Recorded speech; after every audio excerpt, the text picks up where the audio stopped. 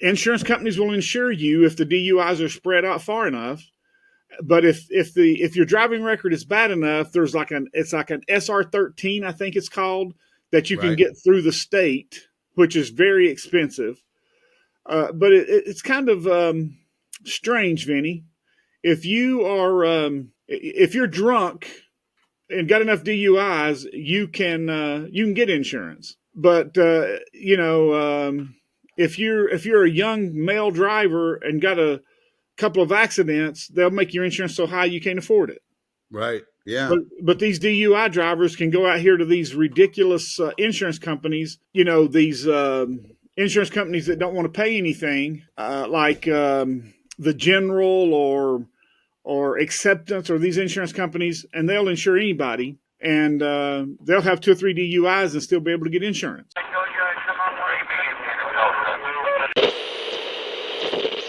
And welcome back to another episode of True Stories from a Real Private Eye. I'm your host, Vinnie Coppola. With me, as always, is Lynn Lambdin, a real private investigator right here in Atlanta, Georgia. Thank you so much for being here. We do so appreciate it, every single one of you. Lynn, what do you got for us this week? Well, Vinnie, how are you doing today, buddy? I'm doing good, buddy. I'm doing real good. How about you? I can't complain. Well, Vinnie, this week I figured we'd talk about a DUI case, and the DUI case is not as significant as what happened after the DUI case. Okay. So I guess I'll just start by telling you what happened. As normal, I get the phone call, and it's a car accident, and the attorney wants me to talk to the client, find out what happened, and then do all the follow-up, because it is, he told me, the attorney said it's a DUI case. The suspected at-fault party was arrested at the scene for DUI, and just to do the normal workup, which means do the paperwork for the DUI, meaning do all the court work, do all the background search, see if the suspected DUI driver has any additional DUIs and any of that. Okay. So that's the first workup, So I go out and I meet with the client, and I ask the client what happened. So he's on Holcomb Bridge Road. He's not at 400. He's traveling west toward 400, and he's not at 400, but he's about 2 lights before 400. I know exactly what you're talking about. Now, is this at night or during the day? This was at about 4 o'clock in the morning. Okay. So when all the DUIs happened. So our client just got off work, and he's sitting at a red light by himself, no other cars around. And Holcomb Bridge Road is a 4-lane road with a turning lane in the middle. Yes. Just to give our listeners who are not familiar a perspective. Okay. So it's 5 lanes. So 2 lanes east, 2 lanes west, and a middle turning lane. And our client is traveling west, and he's sitting there. And he's sitting in the outside lane, the far outside lane. So our DUI... So he would be turning north on 400. If he was going to get on 400, he would be turning north. Yes, got it. But he was not going to get on 400. He was going to cross over 400 and go to his apartment, which is on the west side of 400. Got it. He was about 10 minutes away from home. Okay. In the infamous words of James Gregory, he should have moved. Yeah, he should have moved. All accidents happen within 10 miles of your home. So he moved. So he's sitting there at this red light, and he's not paying attention to the oncoming cars coming from behind him. He's just sitting there. He just got off work. He worked about 10 minutes in the other direction, and he's just sitting there. And a car comes speeding up behind him, and he's in a Ford Bronco, not a Ford Bronco, I'm sorry, a Ford Explorer. And an Expedition, the bigger one, the Expedition. Right. And he's sitting there, and a speeding car comes up behind him, and hits him so hard that his expedition rolls. Really? And he's sitting still. He's not moving. He's sitting still. Yeah. And this car hits him so hard that his car rolls over. Back over front. No, hits him like this, and the car rolls like this, going I forward. see. Rolls on its okay. Because the car didn't hit him square in the back. It hit him kind of coming when the car. I guess the guy kind of woke up and tried to go to the left, and when it did, the car rolled this way. Got it. So the car rolled to the right. Got it. And so he, the guy was hurt pretty badly. It broke his nose, and he bleeding profusely out the mouth, chipped one of his teeth, and you're thinking to yourself, man, how drunk is this guy? So I do all the workup, and this guy had a couple of other DUIs. I'd done some court search on him and done some research, and he had several other DUIs. So I go around to all the courts pulling the DUIs, and this guy was a heavy drinker, and our client had got all of his treatment and everything. And in the state of Georgia is an automatic punitive state, meaning that you get punitive damages if there's a DUI involved. And the more DUIs behind that initial DUI or behind that DUI that caused the accident, it can add to the punitive. That's why we do the DUI searches in the state of Georgia. Not all states are an automatic punitive state. And this is the insurance that has to pay. This is the insurance that has to pay. So how did this guy still have insurance with so many DUIs? Well, there's a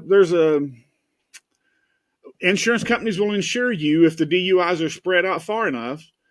But if your driving record is bad enough, there's it's like an SR13, I think it's called, that you can get through the state, which is very expensive. But it's kind of strange, Vinnie. If you are if you're drunk and got enough DUIs, you can get insurance. Weird. But if you're a young male driver and got a couple of accidents, they'll make your insurance so high you can't afford it. Right. Yeah. But these DUI drivers can go out here to these ridiculous insurance companies that have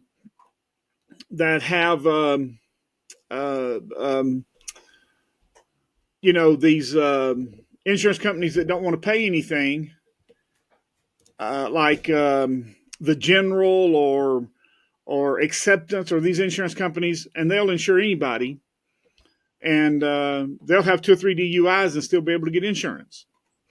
Seems screwy.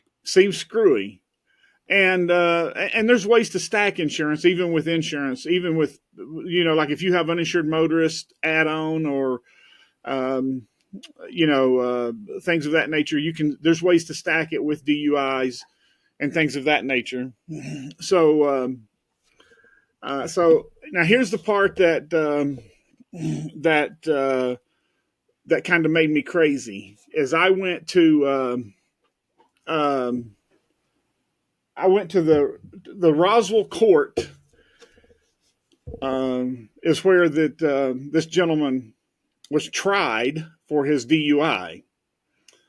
And this is the part that should make everybody crazy.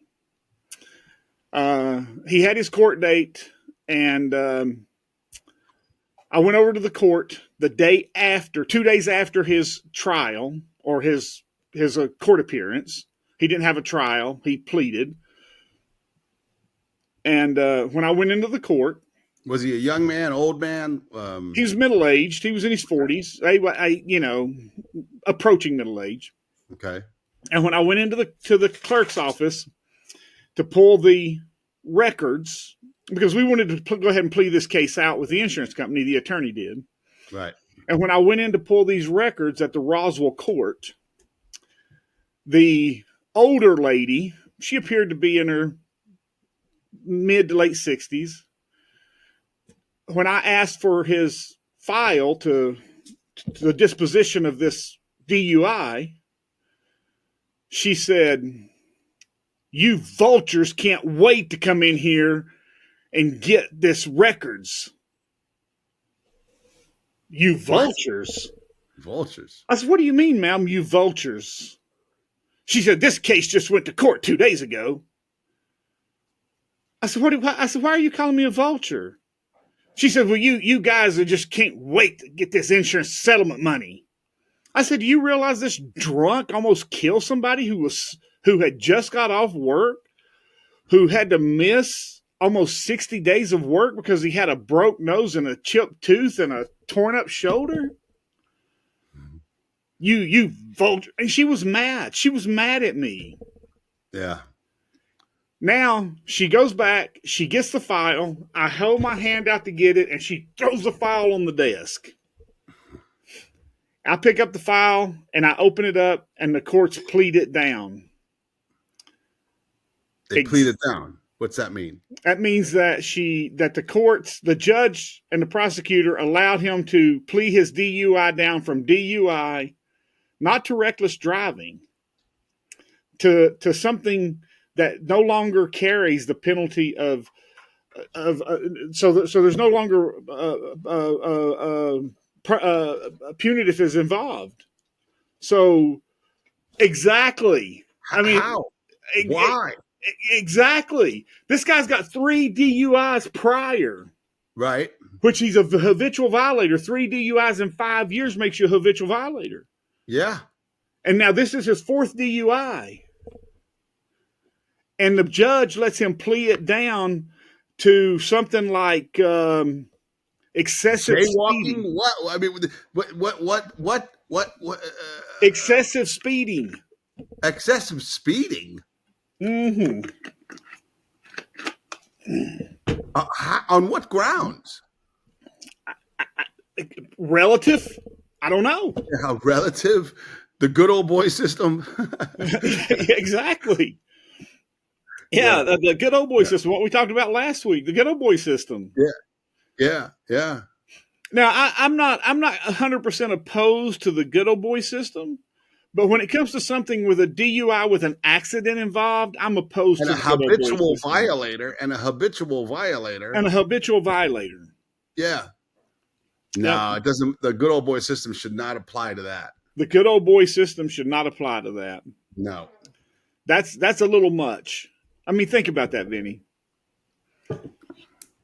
That is big time nuts. That is big time no. Yeah. So this guy got off without jail time. He got off with on a habitual violator. He should have had jail time. He should have had a whole bunch of fines. Yeah. He got off with excessive speeding. They let it all the way down. They didn't even let it go down to reckless driving with an accident involved. Right. They let it go all the way down to excessive speeding, which is nothing. Yeah, that's a fine. That's a fine at best. Yeah. And we're not even looking at an expensive fine. We're looking at $500 or $600. Yeah. Exactly. Excessive speeding. And he pays a $500 or $600 fine, and this poor gentleman that he hit had a broken nose, a chipped tooth, and a torn up shoulder. And I don't remember exactly what I was done to his shoulder. It didn't tear like a rotator cuff or something, but he had some pretty serious injuries to his shoulder.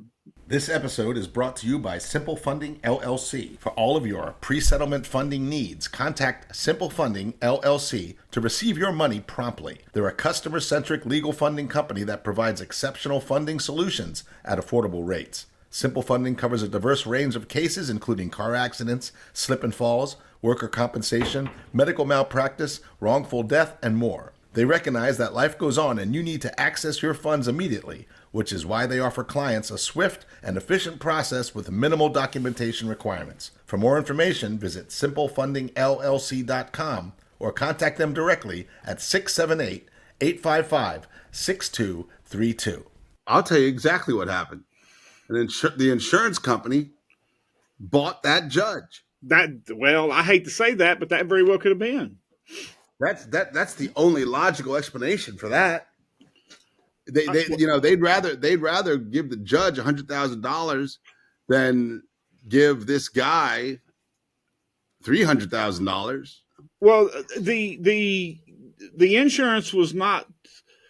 I don't remember exactly what the insurance policy was on the DUI driver, but he didn't have $100,000 worth of insurance. So there was really no need. I mean, the insurance company, the insurance wasn't. There's no reason for the insurance to pay the judge off at that amount. Yeah, that's nuts, bro. That's nuts, bro. So so it makes no sense. Yeah, that doesn't make any sense. Does this fall under the category of Georgia being corrupt? Well, I would think so. You would hate to think that and see, him being a habitual violator, this should have been bound over to the state court, and it shouldn't have been held in a municipal court of a city court. This should have never been tried in a city court. Right. So a city court should have never been able to handle a habitual violator. So let's look at it from the lawyer's point of view. The lawyer had to pay you to do all this work, to do all this stuff. Then court, there wasn't any court fees, but he had to pay you to do all this stuff, and he gets nothing. Well, they still got a settlement, but they didn't get the punitive damages. Oh, they didn't get the punitive damages. Okay. Yeah, but they still got the settlement of the injury. They just didn't get the punitive. Oh, okay. Okay, well, that's what they were after, though. Well, sure. Of the punitive. And the guy deserves it. He was after work. He was on his way home, 4:00 in the morning, sitting at a light, injured, car ruined, wrecked. I say he deserved it. The punitive damages. Well, sure. But not only that, but he could have killed the guy. For sure. Look at it this way, Vinnie. Here's the way that I look at it. Let's say that you are on the road, and this guy's a habitual violator, and you happen to be on the road, and he kills you, and your kids grow up without a father. And this judge, all he had to do is this judge had to do his job, and this guy would have been in jail, and you would have made it home. Yeah. That's pretty simple, don't you think? Oh, yeah. Yeah. So this guy, habitual offender, 4 DUIs now, gets off with a slap on the wrist, essentially, little bit of a fine, and he's back out there on the road. Who knows how many at this point this guy has now? And how many did he have before that he's been let off on, that's been negotiated down, that didn't show up as DUIs because they were negotiated down? Yeah, this guy's got some kind of magic lamp or something. What is he like? Is he a veteran or something? I mean, what special treatment does he get? Not to say that the veterans don't deserve some kind of special treatment, but not this. What is it? What is it that this guy has or does, or who does he know? That's ridiculous, bro. That's ridiculous. Well, I find it to be a little bit beyond ridiculous because even if he was a relative or a veteran or a friend, maybe finding him guilty and ordering him into treatment would have been a better plan than letting him walk free and maybe killing somebody on the next DUI. 100%. Because we know that he's had 4, maybe more, and next time maybe he kills somebody. Yeah. You know what? And it's an amazing thing, Lynn.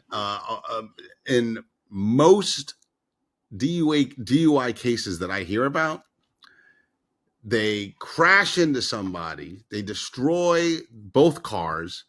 They hurt the party that they hit. They, in most cases, bad, sometimes killing them, and they never get hurt. These guys never get hurt. Most of the time, that's correct. Yep. Yeah. Yeah. Guy slammed into the back of a car, probably just like you said, woke up, saw the red lights, and said, "Oh shit," swerved a little bit, and walks away from the thing. Yep. It's amazing. It's shocking. But the most shocking thing to me is that the judge lets him just slap on the wrist, just a slap on the wrist, and says, "You know what? I don't even think that constitutes a slap on the wrist. You know what that constitutes? That constitutes shaking their finger. Hey, that's all that is. That's hey. All right, no more of that. Yeah. That's that. I mean, when you wreck a car and injure someone the way that this guy did, and get to walk away with just a fine, that's this. Yep. Okay. It deserves a lot more than a slap on the wrist, Vinnie.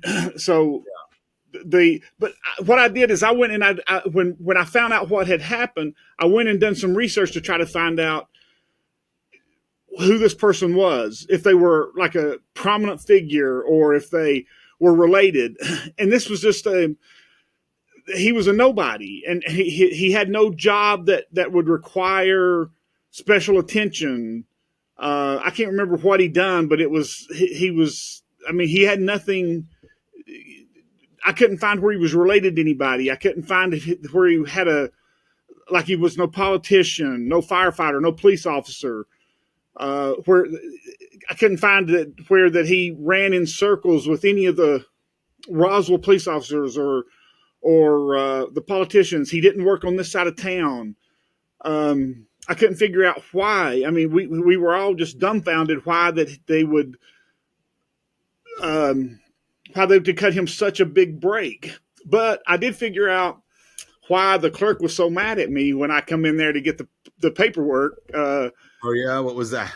Well, she didn't want me to know that the judge had cut him such a deal. Oh yeah. She's probably embarrassed. Well, sure, wouldn't you be? I would be. Heck yeah.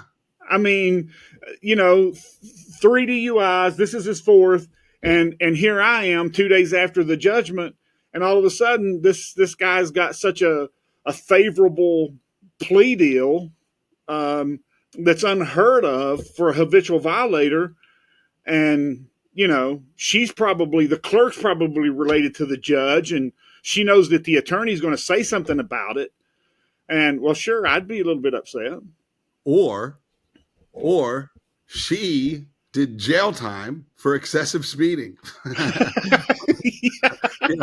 She's like, what? How did this guy get off for his 4th DUI? She was, you know what I'm saying? She was fuming about something. Yeah. I mean, when you first started telling me that this woman was angry and calling you a vulture, oh, you just can't wait to get this settlement, you vultures. I was like, oh, this woman's broke. This woman's upset. She's not gonna have any part of that money. But now I'm thinking maybe she was upset because she got a harder fine for something lighter, Yeah, that very well could have been. Maybe the judge was harder on her for something. Yeah. But she was upset. She was very upset. And when I told the attorney what happened, he was just kind of like, well, I'd be upset too if you come in there looking for that. And she's just covering for the judge. And well, that's and it was just so disheartening though to and I know that I get favoritism in the courts sometimes because of who I know, but I mean, we're talking about 18 miles over the speed limit. We're not talking about a DUI with wreck and serious injury. A completely different animal. Completely different animal. Matter of fact, I don't have a friend in this world that would ask a prosecutor or a judge to reduce a DUI with injury down for me. Now, what my friends would do would say, I'll represent you, write me a big check. Yeah. That's what my friends would do. Yeah. I was like, I'll represent you, just write me a big check. But I'm not asking, I'm not calling any favors in for this one. No. You know, He's gonna call his favors in for the big stuff, you know. Yeah, he's. I mean, that's kind of, you know, you got to draw the line somewhere, and Well, you can't be a lawyer. You can't be a lawyer and have any kind of reputation if you're always, you know, asking for favors for big things like, hey man, this is my buddy. Can you get him? You know, he DUI and he killed a wife and a kid. Can you just give him? You know, you can't have a good reputation as a lawyer in any town if you're doing stuff like that all the time. No, you gotta. Or anytime. I mean, why would anyone ask for something like that? That's you know. Yeah. I mean, you got to be deep in the corrupt crap. So the conclusion that I came to, Vinny, was this guy paid somebody. This guy paid somebody big. Now you know in the city of Atlanta, many years ago, I can't remember, 15, 20 years ago, there was a prosecutor and a judge and a few attorneys. If you paid the prosecutor the right amount of money, he would split it with the judge, and they would wipe out your crime, whatever it was. And it was mainly DUIs. And when the prosecutor and the judge got caught, I think the prosecutor killed himself and the judge done jail time. Good. Yeah. You know. Good. Well, maybe that's what he said in court. Maybe what this guy said in court, he said, hey, old time's sake. Hey, remember that case? Well, this was the city of Atlanta. This wasn't Roswell. But you could go in, I think it was if you paid like $10,000 to the prosecutor. Yeah. The prosecutor would split it with the judge, and then they would drop everything and or plea it down to nothing, and then but they got caught, and when they got caught, the prosecutor, I think it was the prosecutor killed himself, or maybe it was the judge killed himself and the prosecutor did time, but one way or the other, one of them killed herself and the other one got jail time over it. I don't remember which way it was, but one of them ended up killing herself over it. This episode is brought to you by the Accident Attorneys of Monge and Associates, voted the best law firm by the American Institute of Trial Lawyers. When life hits you hard with a serious injury, don't let insurance companies hit you harder with lowball offers and endless runaround. You deserve justice. You deserve compensation. You deserve to win. The Accident Attorneys of Monge and Associates have a high-powered legal team with a nationwide reach and the highest rating on the National Attorney Rating Service. Trial Magazine calls them one of the most influential law firms in America. They win big. Big results at trial court, appeals court, the state Supreme Court, and are recognized as award-winning litigators of the year. The Accident Attorneys of Monge and Associates handle everything so you can heal. Don't face this battle alone. The aftermath of an accident is traumatic enough. Medical bills pile up, pain overwhelms, emotions run high, and that's where they step in to shoulder the legal fight while you focus on what truly matters, your recovery. They are the first law firm to offer a bigger settlement guarantee. If they can't beat the amount of your current settlement with a bigger settlement offer, your legal fees are free. Ready to win your case? Find out in one phone call if you have a case and how much your case is really worth. Call the Accident Attorneys of Monge and Associates today at 1-888-477-0597 or visit them online at becauseyouwanttowin.com. Hey man, I see that as justice in a small way, because think of all the people they hurt. Exactly. Yeah. Well, and who they end up hurting is they end up hurting the people, everybody that thought that they were getting justice by going to court. and trying to do it the fair way. And not just that, buddy, but if somebody gets drunk and causes an accident, whether it causes bodily harm or not, and gets off through this loophole, this $10,000 loophole, they're not going to stop. No, they're not going to stop drinking and driving. They're going to keep doing it. They're going to keep causing more damage. They're going to keep hurting people. So they're hurt. They're not only hurting the integrity of the justice system, but they're also hurting other people who shouldn't have been hurt and wouldn't have been hurt if justice was served. Yeah. Well, you know how angry I would have been if I would have been the driver of this vehicle that was hit from behind while sitting at a red light. Oh, I would have been fuming. He was the gentleman that was hit from behind. He was a family man. He had 2 children, a wife, and had been married forever. His kids were like 9 and 12 or something. I don't remember exactly. I mean, but they were young. His kids were like under 15. One was under 10. One was under 15. And he was just trying to take care of his family. Yeah. Nothing extraordinary. His car was not a brand new car. His car was like 7, 8 years old. It was paid for. And now not only does his car is destroyed, he's missed almost 60 days of work. He's because of his shoulder injury mainly, not because of his broken nose or his chipped tooth, but now he's got to go buy a new car. He's getting behind financially because of his missed work. He's got to buy a new car. Now he's got a car payment again. It's just, and the DUI driver gets off. Yeah. I mean, how does a judge justify this? Yeah. I mean, how does a judge sleep at night, knowing that this is a situation, that this guy's life got turned upside down and no compensation for it. I mean, that's why our system is in place the way it is. And if it works correctly, people who do wrong and hurt other people and or their property, they pay. They gotta compensate the injured party. That's just being fair. That's the way it's supposed to work. It's just courtesy. It's even more than courtesy. It's fair play. It's, oh boy. Yeah. But this judge, I guess for whatever reason, he felt that, hey, ain't my problem.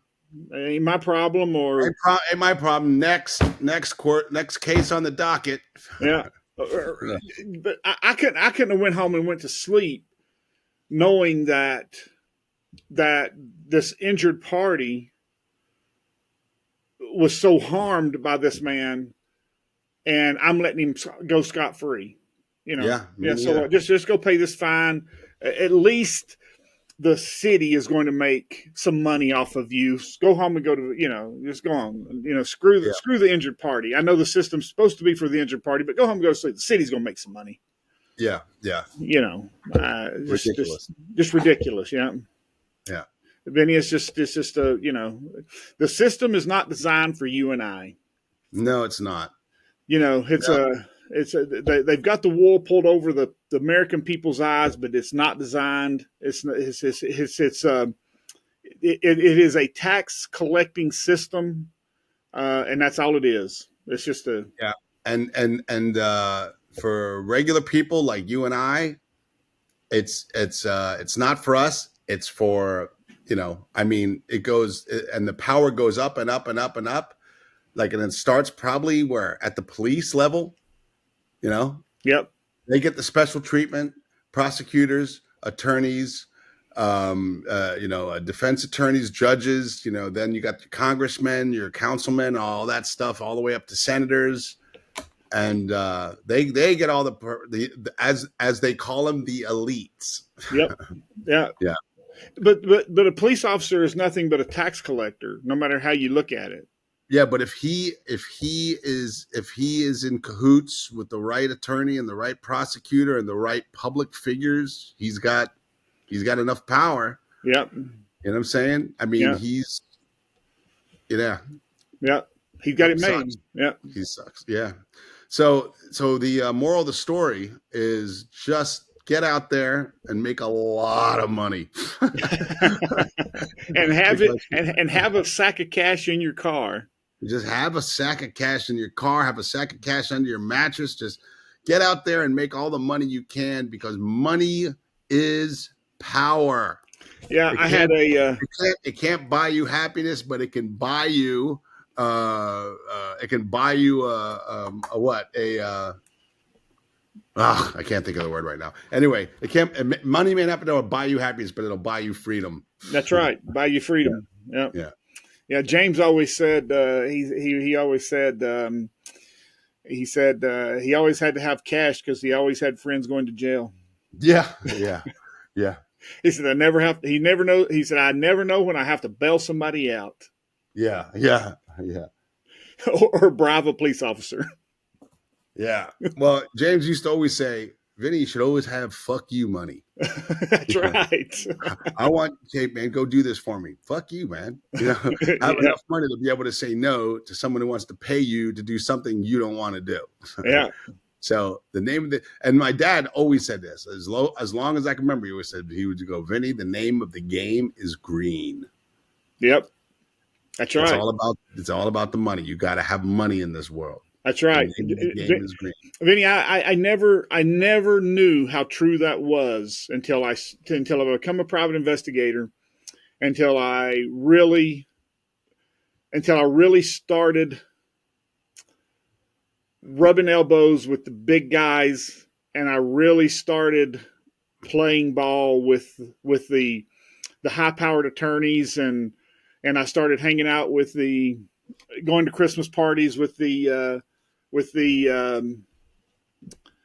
big wigs and the high-powered attorneys, and all these big guys showing up, and in the world I play in today, and seeing, because I know I actually work for and have become very good friends with attorneys that know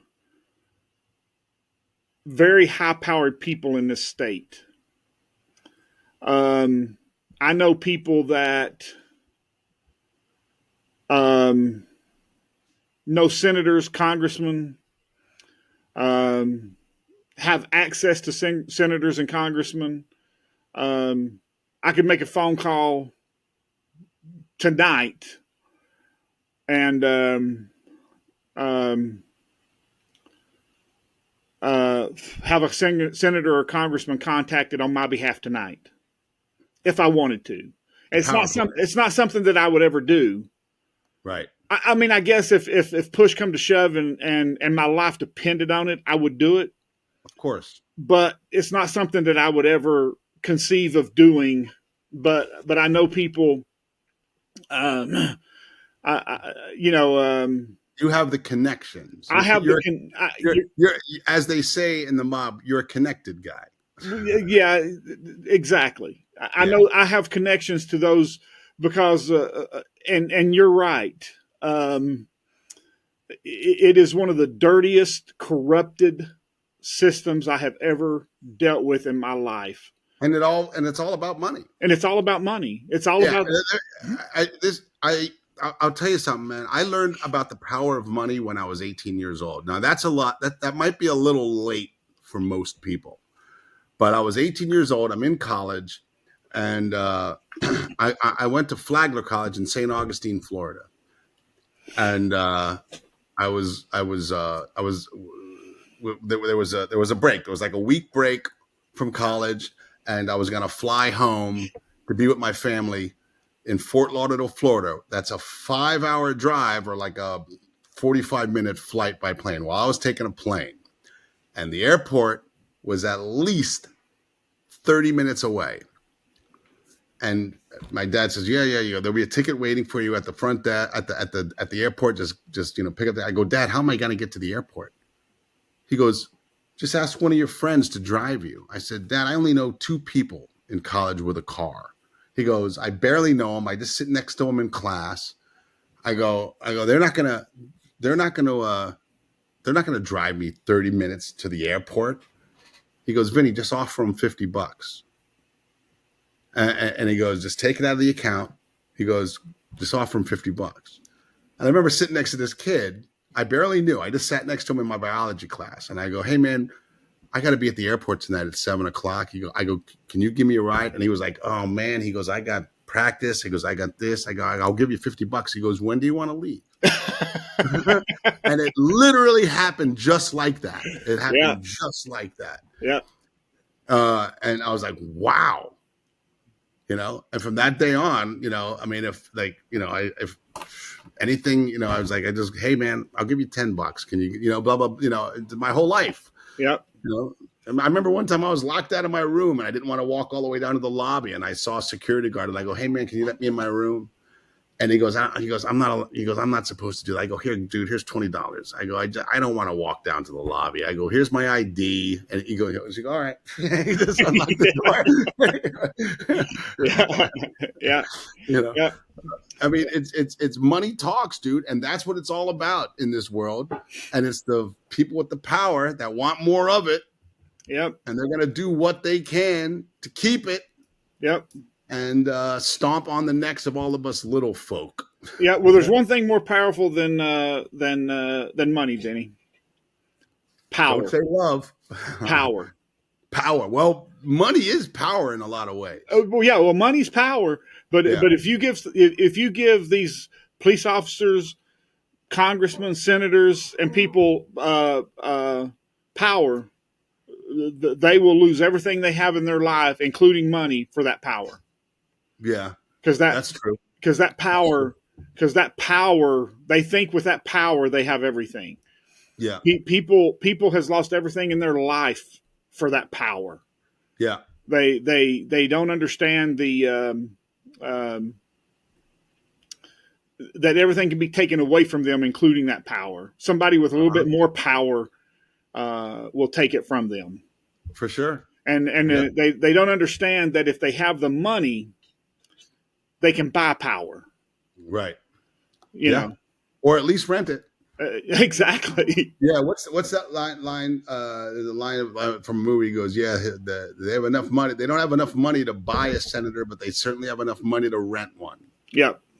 Yeah. Which means, you can get something done. And I guarantee you that's how a lot of these bills get passed and stuff like that, is these lobbyists, they give money to these senators to vote a certain way. Oh no, you got to vote this bill down here. Here's $500,000. Well, that's why these senators they're making what, $134,000 a year, yet they got $12 million in the bank. That doesn't add up. No, not at all. You make $134,000 a year. How long would it take you to save up $12 million? It can't be done. Well, no, not when you average in the cost of living. Yeah, it can't be done. They're being bought by lobbyists. Yep. To vote a certain way on a certain bill or a certain thing or whatever. Yep. Yeah. Yep. So the moral of the story is make more money. Make more money. That's right. Make more money. Yeah.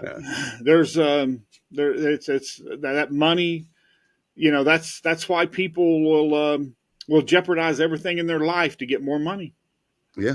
That's why people will jeopardize robbing a bank or robbing an armored car or selling drugs or anything, is because. But you look at these kingpins. What was that drug kingpin who had all that money, who had pallets of money in his house? Oh, what's his name? My My brain's not working tonight, Lynn. And but when they, but now he's in jail. The one that they broke out, they tunneled up and under the toilet and broke him out of his jail cell. Yeah, I know who you're talking about. And that money's doing him no good now. No. The most they can do is put some of that money on his book so he can buy some potato chips or something. That's it. That's it. Yeah. So he's got snacks, and maybe he's got a TV in his cell because they're putting that money on his books.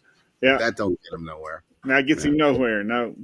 So the moral of the story is make more money. This was a fun one, Lynn. Yeah, this was a fun one, Vinny. I enjoyed this one. I enjoy them all, but this one was a good one. Me too, and that's why we're still doing it. We hope you guys like it as well. If you like goofy videos and stand-up comedy, look me up online. My website is vinnie.com, www.vinnie.com. All the links to all my social media is there. If you need to surveil someone, if you need to serve someone papers, if you're looking for someone and cannot find them, Lynn Lambdin is the best, ladies and gentlemen. Tell them your website. LWIAS.com. That is LWIAS.com. Exactly. And thank you, Simple Funding and the accident attorneys of Monge and Associates for sponsoring this episode. We do appreciate it, and we appreciate you too. Thank you so much for being here. We'll see you next week.